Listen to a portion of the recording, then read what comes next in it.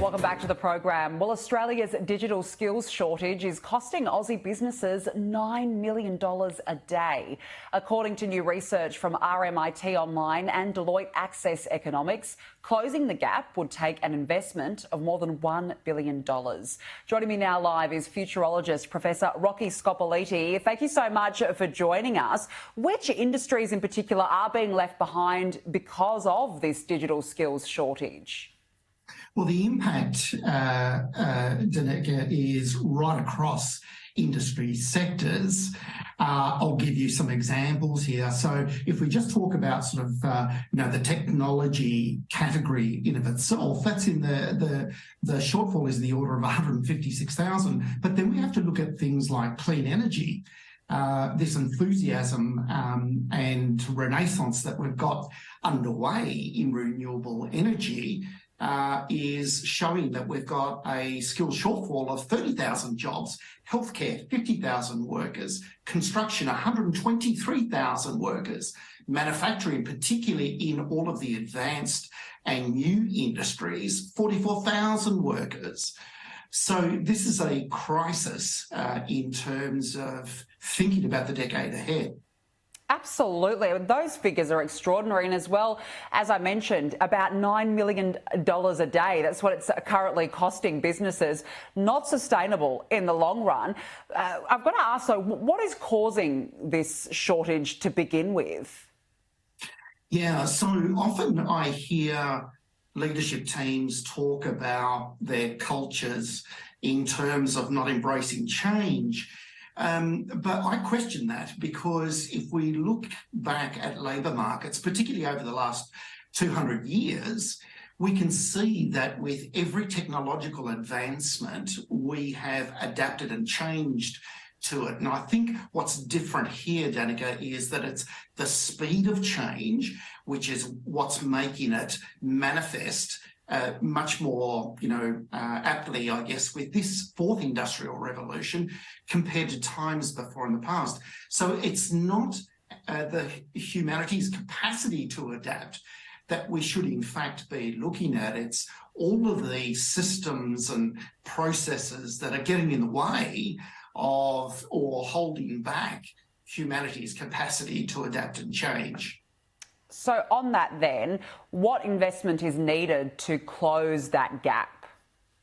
Yeah, okay. So there's really, to improve the labour market's digital and data readiness, Australia really needs to focus on these four things. Firstly, personalised learning. We've got to move away from sheep dipping, let's just say, everybody in a particular field of profession. The second area is, digital job platforms and career matching services. So, for example, the University of Technology here in Sydney, in their Plus UTS Business Futures program, has an AI platform that matches right down to an individual level their proficiency around a whole range of skills and their adaptive capacity to match them in terms of creating personalised learning to get this person who today might be an accountant, let's just say,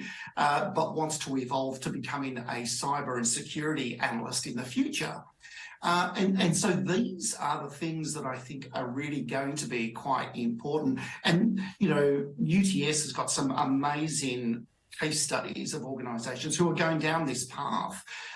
We've got John Holland Infrastructure, the Commonwealth Bank, CPA Australia, and there's many more. So you can see organisations now taking much greater control of the learning pathways of their workforces. How big of an impact is the cost, the upfront costs of actually upskilling or reskilling a workforce? How much of an impact is that having on businesses not necessarily taking that step to close the gap? Well, they're having to then compete in labour markets for skilled workers rather than investing in reskilling their own employees. What was really interesting is in the research that I conducted for my latest report, Disruptive Decarbonisation, I asked the question, around, what people found were, the biggest issues that are going to be confronting their life over the coming decade when it comes to environmental and technological change. And, a pleasing 43% of professionals ranked reskilling and learning as being the most important thing they see as they adapt into an ever-changing world ahead.